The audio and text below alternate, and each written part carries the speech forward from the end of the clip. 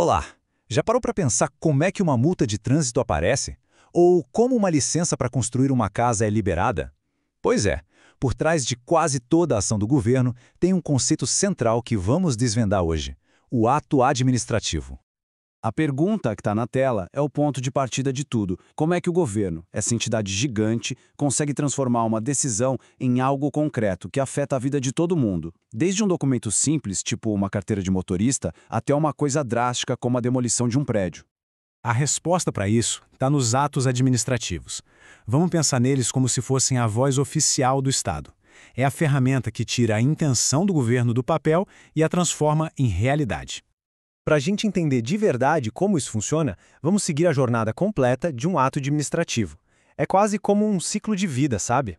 Vamos ver como ele nasce, como ele age no mundo e, no final das contas, como ele deixa de existir. Vamos começar pelo começo. Para um ato ser válido, legal, ele precisa ter uma base muito sólida. Vamos dar uma olhada nos 5 tijolos essenciais que formam o seu DNA. Se faltar umzinho só, toda a estrutura pode ruir.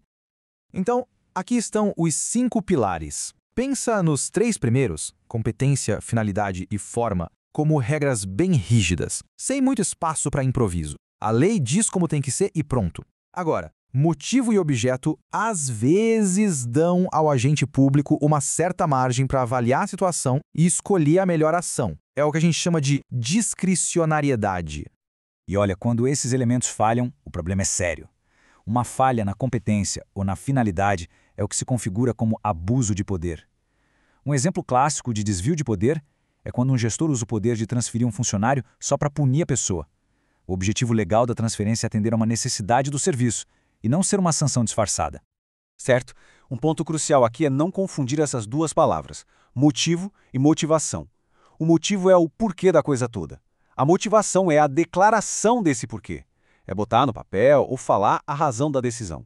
Isso nos leva a uma teoria jurídica importantíssima. Imagina que a administração não precisava justificar a demissão de alguém, mas mesmo assim ela decide fazer isso e alega cortes no orçamento. Se depois fica provado que não existia corte nenhum, o motivo declarado era falso. Pronto, o ato se torna ilegal e pode ser anulado. A palavra do governo tem que ser verdadeira, né? Beleza, então o ato nasceu com seu DNA completinho, agora vamos para a segunda fase do ciclo de vida dele, a ação. Que características especiais, ou digamos, superpoderes, ele ganha para poder funcionar de verdade no mundo real? Esses 4 atributos são o que dão força aos atos administrativos. Eles existem porque se parte do princípio que o governo age para o bem de todos. Por exemplo, um ato já nasce sendo considerado legal até que alguém prove o contrário. E mais, ele pode ser imposto mesmo que a pessoa não concorde com ele. O poder de autoexecutoriedade fica super claro em situações de urgência. A administração não precisa esperar uma ordem de um juiz para tirar um carro da frente de um hospital e liberar o caminho para uma ambulância. A urgência justifica a ação imediata.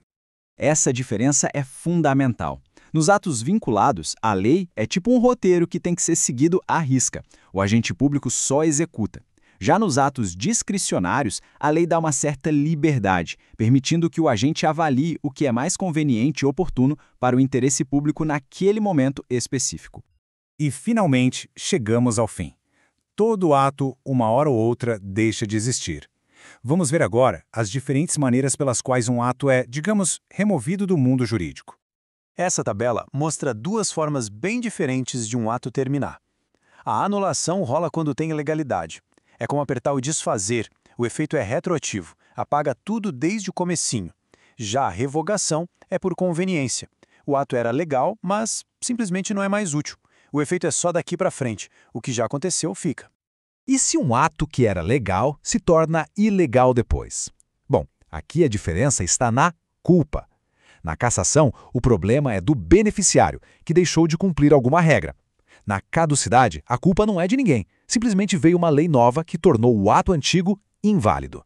Essa forma de extinção aqui é bem intuitiva, na verdade. É como cancelar uma ordem dando uma nova ordem contrária. O ato que exonera um servidor, por exemplo, simplesmente acaba com o efeito do ato anterior que o nomeou. Um anula o outro.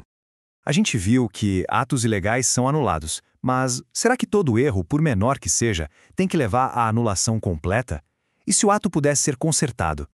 É aí que entra a convalidação, que funciona como um remédio para o ato. Se o erro for pequeno, corrigível, geralmente na competência de quem assinou ou no formato do documento, e desde que não prejudique ninguém, a administração pode simplesmente consertá-lo. E o melhor é que o ato passa a valer como se sempre tivesse sido perfeito. No fim das contas, entender o ciclo de vida desses atos é entender o equilíbrio delicado que existe entre o poder do Estado e os nossos direitos como cidadãos. Como vimos, essa estrutura toda não é só teoria, ela acontece o tempo todo, todos os dias. Fica a reflexão: qual decisão do governo mais impactou a vida de todo mundo recentemente? Pensando nela, dá para identificar os elementos, os poderes e talvez até o fim do ciclo que a gente acabou de explorar? Fica aí a provocação.